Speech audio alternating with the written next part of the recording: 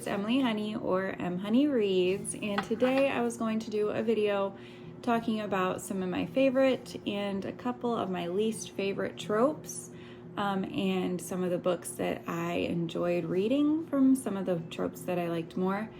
And I don't have physical copies of all of these books, so I'll just be like naming some books. I'll see if I can magically edit, stuff into the background, but I highly doubt it.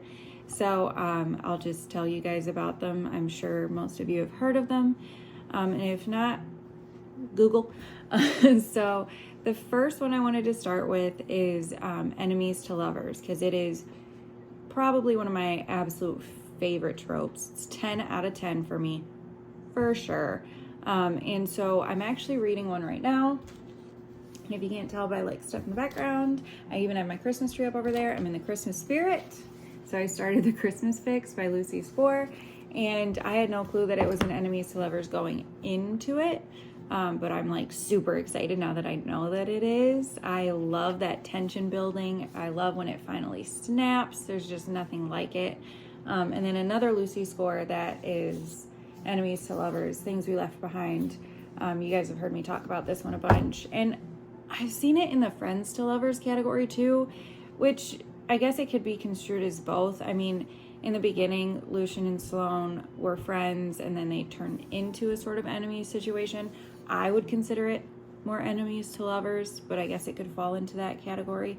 And then another one that I do own this book. It's just out on loan. I sent a bunch of my books to a friend of mine. It's actually my sister-in-law, because she was going on vacation, and of course I had to get her to tag along. Beach Read by Emily Henry. She's going to a beach, so I loved Beach Read. It is definitely probably my second favorite Emily Henry. I don't know, that and Happy Place are like, ooh. But I loved the tension. I thought the setting was super cute. So Enemies to Lovers, 10 out of 10 always. I mean, like, it is hard for me to find an Enemies to Lovers book so far that I don't enjoy. And then moving on to Friends to Lovers, that's more of a 5 out of 10 for me. I'm not the biggest fan of Friends to Lovers. Like, this was my least favorite Emily Henry book. People We Meet on Vacation, that was Friends to Lovers. It's kind of just like, how'd y'all not know? Why did it take you so long? It's just, it gets kind of frustrating for me, I guess. And I'm just sitting here watching them like be best friends or close enough friends, and I'm like, just do it. Just get it over with. Just go out. But, and then I saw that In 5 Years was on there too, and I've read this one, and I can kind of see that ish. They were, there's kind of friends happening. This one, oh my gosh, it absolutely crushed me. Everybody was saying like, oh, it's so sad. I sobbed so hard. So it's a really good book, but just not necessarily for the romance aspect of it. The friendship aspect in there, 10 out of 10, solid. And then I was going to talk about like the pregnancy trope, and I guess I can't really rate it because I've never really read one. But I guess in that sense, it's because I don't like it. It's because, so if I was going to rate it, like just not reading it, like maybe like a 2 out of 10, like it doesn't really hold any interest for me. I mean, if that's your thing, go for it, do you? But this is, the reason that I don't want to is, I guess it's why that kind of, it's like, I never saw the appeal, I guess. But I'm sure plenty of people do, and good for you. Find what you love, read what you love, and don't care what anybody else thinks. That's my motto. Swinging along into another like absolute super duper favorite. It's probably tied with Enemies to Lovers. It's 10 out of 10 for me, and it's Grumpy Sunshine. I love it. I don't care who's grumpy. I don't care who's sunshine. I don't care. I love it. It makes me so happy. So I lent out this book too, because of course it happened one summer. So my sister-in-law has that one too, but I loved that one by Tessa Bailey. Oh my goodness. I devoured it so quick. The male main character is the grumpy in that one, and it's just the cutest thing ever. And I just love it when they're only not grumpy for that one specific person, or when they're around that one specific person. It just gives me all the feels. If you can't tell by the smile, gives me all the feels. Another grumpy sunshine is, again, it's Lucy Score. Forever Never. Loved this one. It was my first ever Lucy Score book, actually. The more you know. Thick.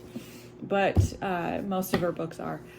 And my husband actually went out, and he was at Target, and I was like, you should bring me back a book. And that's the one he picked for me. So he started my love of Lucy Score, and he didn't even realize what he was doing. So another one that I read, Twisted Love, and that's a grumpy sunshine, and that's kind of lower on my spectrum of books that I liked that were grumpy sunshine.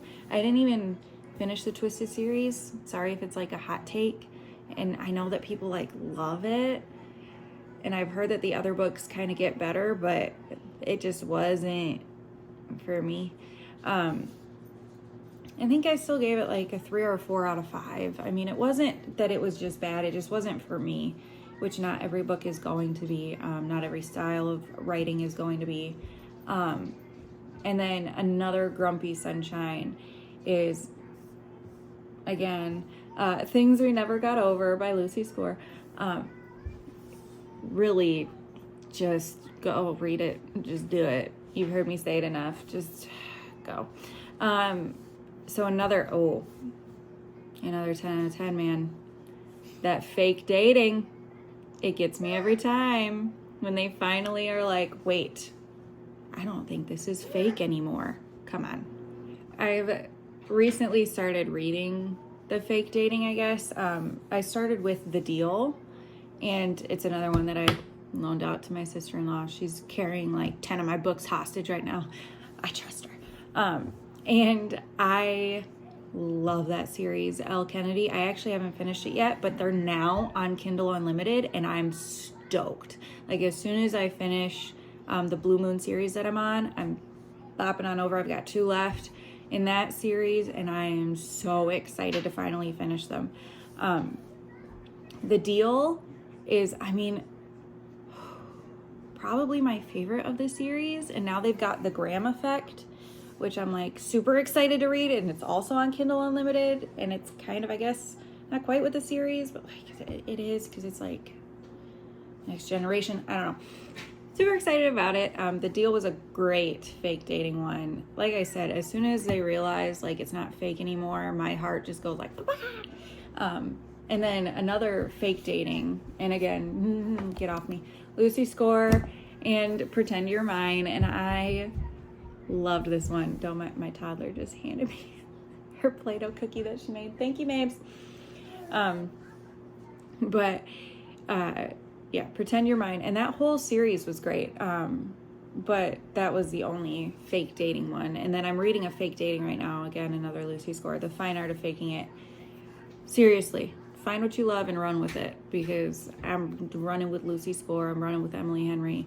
A lot of romance authors right now. Elle Kennedy. Love Tessa Bailey. So one that I wouldn't say necessarily hate. I haven't read very many of them. I was kind of blindsided with this trope in a book that I didn't think had this trope. And I just powered through it. It wasn't horrible. And it's an age gap. And it's just from my own issues. I just have my own problems. And I'm sure that that's a lot of the reason why a lot of people don't like certain books or certain authors or certain tropes. So, age gap for me, if it's under 10 years, it's not as bad. Maybe a 3 or 4 out of 10. But if it's over 10 years, I just can't do it personally. Oh, thank you. Another one. It's probably a 0 or a 1 out of 10. It just gives me the cringe. It just But if you like it, that's, again, more power to you. As long as you're not hurting anybody, do what you love. So those are just, I mean, like some of the ones that I just either love or just can't do. I never really go into a book looking for a trope. I usually just like get surprised with it when I see it.